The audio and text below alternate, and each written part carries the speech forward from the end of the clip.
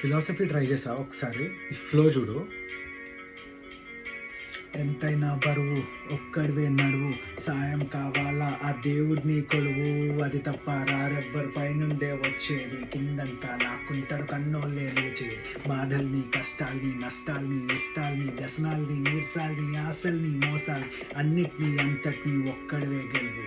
నీ కోసమే బ్రతుకు, నీకై నువ్వు నిలువు.